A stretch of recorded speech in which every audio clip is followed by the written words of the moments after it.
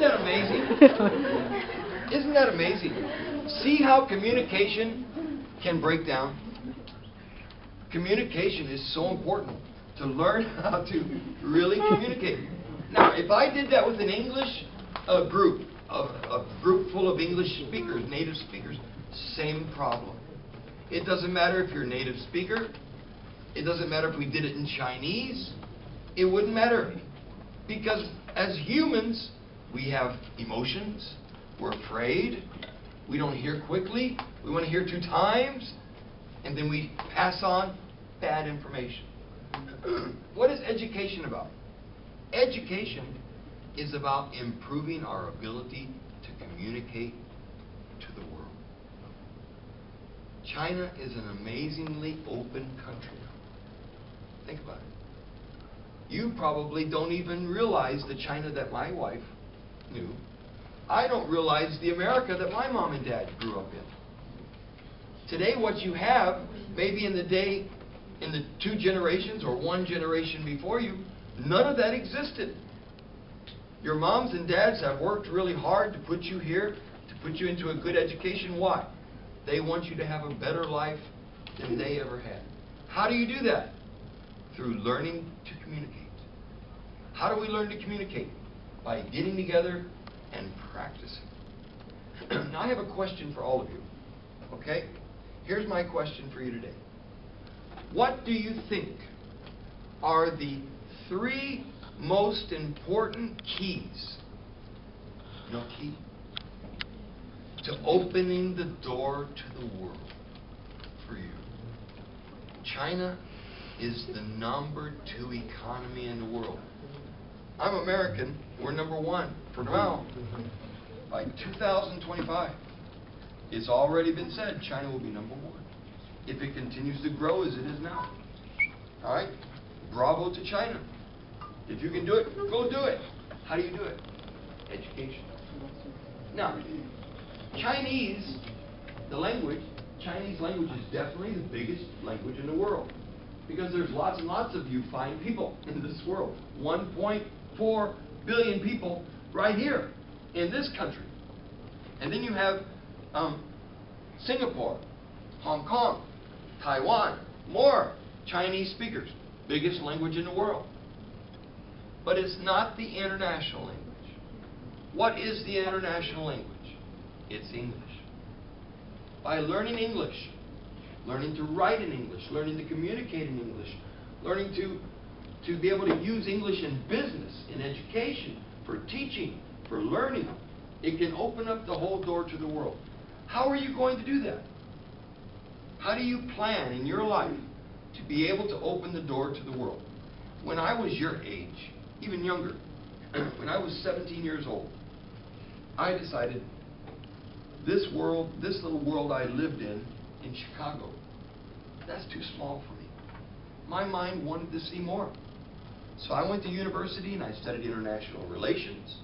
I studied teaching international language. And I decided, I'm getting out of here. I'm going to go see the world. The world seemed so big then. But after 35 countries and 30 years, now we often say, what does this mean? The world has become very small. Very small. Think about it. 100 years ago, if I wanted to get from Los Angeles to Shenyang, it would take me 4 months, 3 months. Boat, camel, horse. My wife and I, back in February, we got on an airplane at 12 o'clock at night, and we were here in 17 hours. That's a pretty small world. You can be anywhere in the planet in 24 hours. That's the world you live in. Now today the world seems modern. When you guys are my age, and you say, oh my gosh, that's a long time. It's not a long time. It goes really fast. Who knows what the world will be like when you're 53? My father one time told me, when he was 75 years old, he said, Stephen, live your life. Do your best. Don't go for number 2. always go for number one. China's number two right now in the world. I am absolutely sure China wants to go for number one. And why not? You should. And my father said to me, Stephen, one night before I went to bed, I looked in the mirror and I saw a young man looking back at me. And he said, the next morning, I got up and I looked in the mirror and I saw an old man looking back at me. What does that mean? He said, the next morning, I got up and I saw an old man looking back at me. What happened? He said, it seemed like one night I went to bed young, the next morning I woke up and I was old. How fast life can go. What do you do with it? And the busier you are, the faster it goes. How many of you sometimes say, I'm too busy? Anybody feel that way? I don't want to study anymore. Feel that way? See, I can still remember, even though I'm getting older, I still remember how I felt. I studied for 19 years in school. And now I look back, it seemed like just like that. One day you're going to look back and you're going to say, how did I do that? I don't know how I did it, even though it seems so difficult now. And you will say, I want to do it again. Because you never want to stop learning. I think working hard, studying hard. For me, I will tell you, the two most important keys for me for success. In some people's eyes, maybe I'm a failure. I'm not rich. I've never made a lot of money. But I have gone to countries that other people only think about, only read about.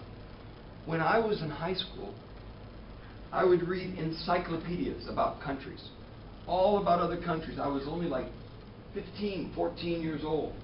And I would hate to study, but I would go to the library and open up these big books and just read about Pakistan, Bangladesh, and China, and France, countries I've lived in now.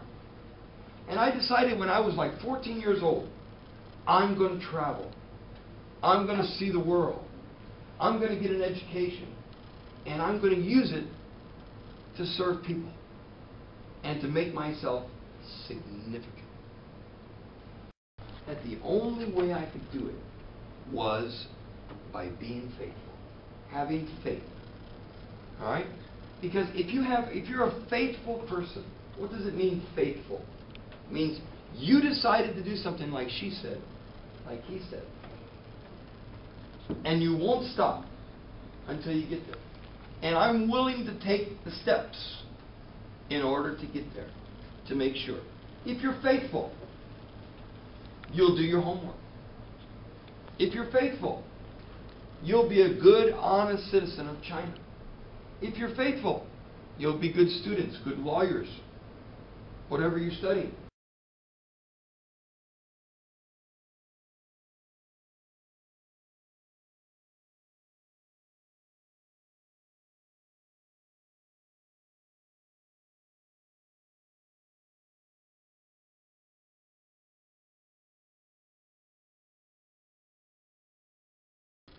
I really hope that you enjoyed watching the video, and what a great opportunity to be able to speak to those students like that. And they were really exciting, and they were very excited and very communicative and responded to me well, as you can see. Even though we have two different languages, separate cultures, there was a real connection there.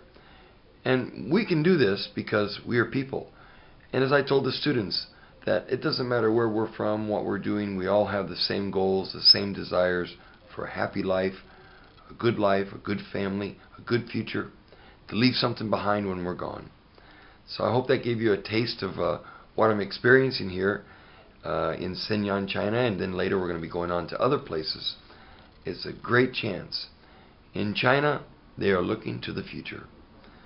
There are a lot of limitations on the people here in China, but there are a lot of opportunities for them too. And they're availing themselves of them. Are we in America doing the same? We need to do more. And I hope this really pushes Americans to be able to stand up and say, we can be great again like that.